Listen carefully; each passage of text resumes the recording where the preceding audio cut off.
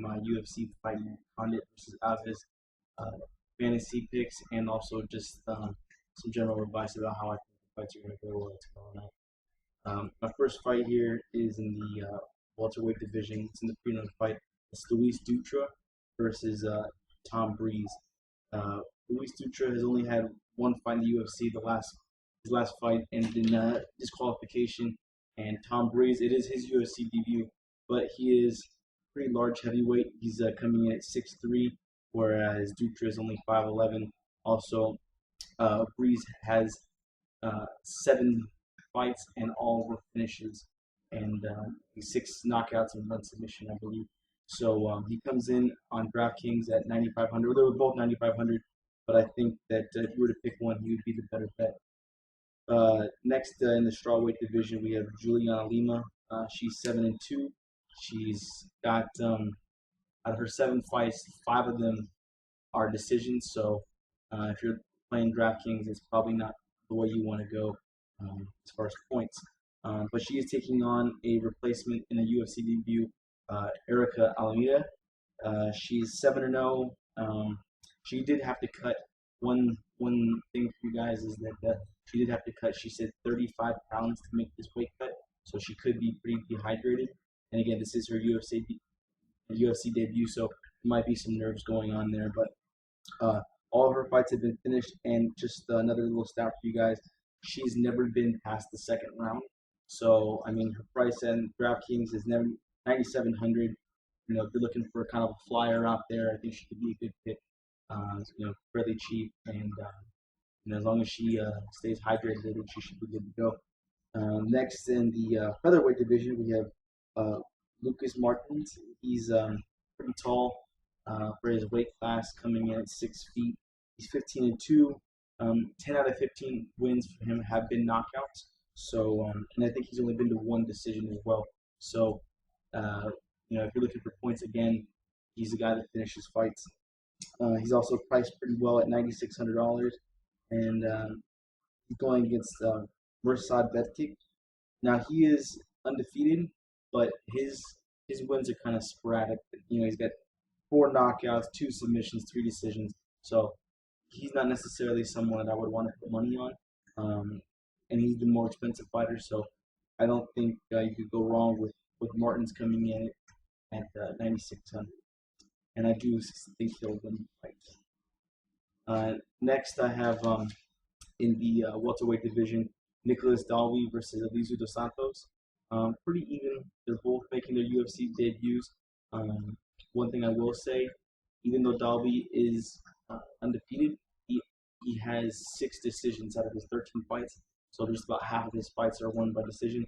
Whereas dos Santos, he's got 14 wins, but 11 of them have been knockouts, and he's never been knocked out. So I think Dos Santos is a great pick. I think that's probably top 2 picks for the night would be Dos Santos. Again, pretty cheap at 9,600, and I think that he'll get you some good points for the knockout. Next, we have the flyweight division, Wilson Reis versus Jussier da Silva. These fighters are pretty similar when you look at their stats. They both have never knocked anybody out.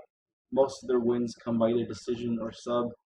Reis here has 10 decisions, 9 subs, and Da Silva has 8 subs, 9 decisions. So they both have never been submitted. They both have never knocked anyone out. With a match like this, where you have 2 jiu-jitsu masters, they're both 30 years old, so you have both these guys going at it. I would kind of stay away from this fight because, again, they're almost identical, and if it comes down to who happens to have the right night or get in the right position, there probably will be a submission, I would think. But again, it's just kind of hard to see who's come out. I would stay away from that one. But if I was pressed, I would say Da Silva. But again, I don't think it's worth it because he's coming in at $10,100 DraftKings dollars. So again, I think it's kind of expensive for a guy you're not too sure what you're going to get with him. Next, in the featherweight division, you have Damon Jackson. Pretty tall for his weight class. Again, he's 5'11". He's 9-0, and all of his fights have been finishes. He's finished every fight he's been in. He does have no, I take it back. He was 9-1. He did have 1 loss in his UFC debut last August, but besides that, he's finished pretty much everyone. He's going against Rony Jason. Now, Rony Jason, 14-5, and he does have a high finish rate. Only one of his fights hasn't been finished, but he hasn't really fought the kind of talent that I would like to see out of someone like that. Uh, I would just go with Jackson on this one. This fight is not on DraftKings, so for some reason, so can't help you as far as fantasy wise with that one. Next fight here, welterweight division, Wendell Oliveira and Darren Till. Now I've seen both these fighters, and Till looks like some nerdy kid that you could take the lunch money from in high school. It's his UFC debut. Now he does have 8 out of 12 fights have been finishes, but it's his UFC debut. He's fighting a veteran. Till comes in at 9,500, and Wendell comes in at 9,900. But again, Wendell has never gone to a decision. It is only his second UFC fight now. He has 8 losses, so he's kind of a boom or bust. But the knockout potential is there. I think being a Brazilian in Brazil, going up against a guy in his UFC debut, I think that he could be a big boom or bust play.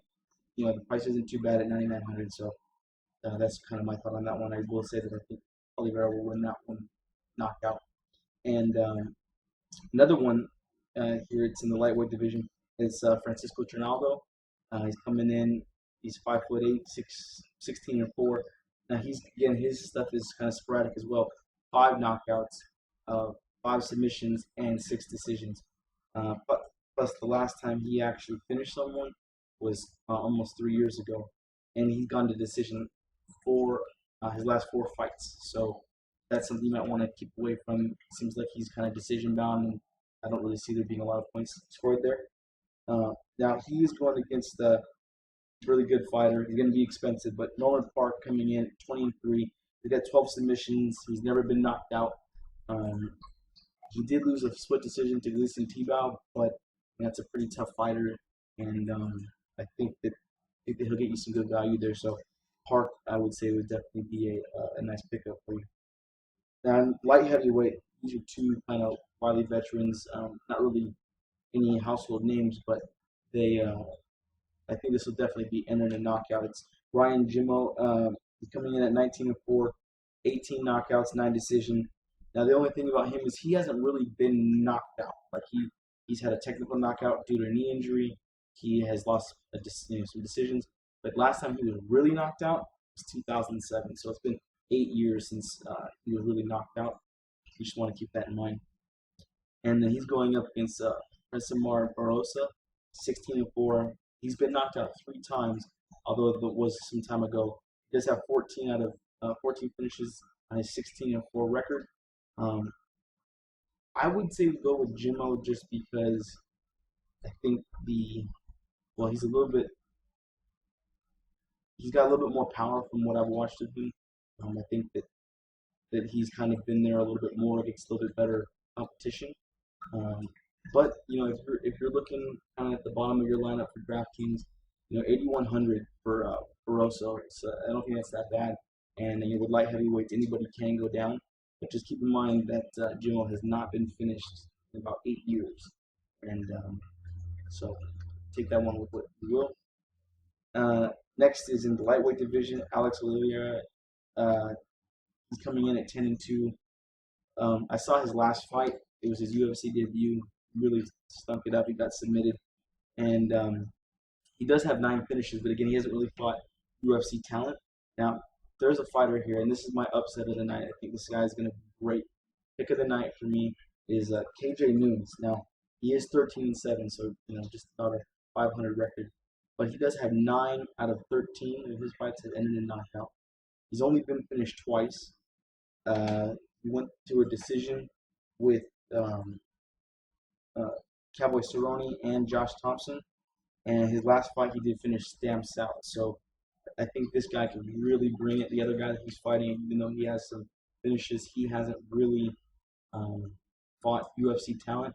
And you look at Nunes here, like I said, going distance with Cowboy Cerrone, even though he did lose, and going the distance with Josh Thompson, even though he did lose, that's a tough feat in and of itself. And I just think that Nunes will really be able to bring it and think he'll get the win. Moving to the featherweight division, we have Nick Lentz and Charles Oliveira. This fight kind of seems boring. These guys fought back in 2011, and it was a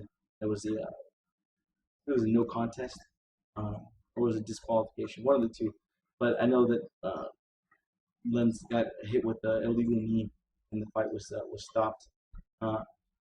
Oliveira is going to probably win this fight. He's fought tougher talent, but he's also lost to a lot of the top guys. He's lost to Frankie Edgar, Cub Swanson, Donald Cerrone. I would go with him, but he's really expensive. 11,400 for him. I don't really think he's worth it. And then the main fight here is Carlos Condit versus Thiago Alves. Now, Carlos Condit is 29-8. He has 27 finishes. This guy is money in the bank. I mean, there's death, taxes, and Carlos Condit finishing fighters. He's only been to a decision twice as far as losses with GSP and Johnny Hendricks. Now he is coming off of ACL injury. He hasn't fought in the past year. But last time Carlos Condit was finished was in 2006. So it's been almost a decade since someone's finished Carlos Condit. Now Thiago Alves, he's coming in at 21-9. He's got 14 finishes. Out of those 14 finishes, 12 were knockouts. He has been submitted though 4 times, and he has 4 decision losses. Ever since he got beaten by George St. Pierre back in 2009 at UFC 100, he just kind of hasn't really beaten the top guys. I mean, he was submitted by Martin Kampmann and he fought John Fitch and some other guys, and I just don't think. I mean, he's got a lot of power, so there's always the potential. But like I said, Condit hasn't really been knocked out. I mean, Johnny Hendricks hit him with everything he had, and he couldn't finish Carlos Condit. I don't see Thiago Alves being any different. I think this fight, Condit's going to be smart. I mean, he's working with Greg Jackson's camp, and they're always game plan oriented. So I think that if anything, Condit will probably try to get him to the ground, not want to bang with him, especially with the ACL injury. I don't think Condit will want to engage too much, risk re-injuring his knee. But I think that Condit will probably get it to the ground and submit him. He's got quite a lot of finishes here and submissions. And like I said, it seems like Alves is a little susceptible to being submitted. So my final picks for the night, what I got here for you guys, I got Tom Breeze as a win. I think it's going to probably be a knockout or a submission, but I'll say that's definitely going to be a finish. So Tom Breeze, Ericka Alameda, Lucas Martins, Elizeu dos Santos. That's going to be a big one. Take that one to the bank. I'm going to kind of stay away from the De Silva and Reis fight. Wendell Oliveira, he's gonna win. I think I'll take him. Probably, I would say probably a knockout, but again, he's gonna be boom or bust. Norman Parke, I think he'll win, but again, he's gonna be kind of pricey. And I don't know if it'll necessarily be a knockout. Ryan Jimmo, I'll take him. Again, that one can kind of go either way. KJ Nunes, he's gonna be the steal of the night. Take him to the bank at 9,400. I mean, you just can't get any better than that. Charles Oliveira is going to probably win the fight with Nick Lentz, but it'll probably be a submission. But it kind of seems like a boring fight to me. And Carlos Condit, he's going to definitely win this fight, I think. I would say he's probably going to finish him, let's say, third round, second round submission. It'll probably be second or third round because after the fourth and fifth rounds, they're so sweaty and stuff, it's hard to get anything locked up. But if he finishes him, I'd say it's probably gonna be second or third round. So, subscribe, like my videos. I'll be coming out with some more stuff for you guys. And anyway, this is from Steph to you, and I appreciate your time. Thanks, guys.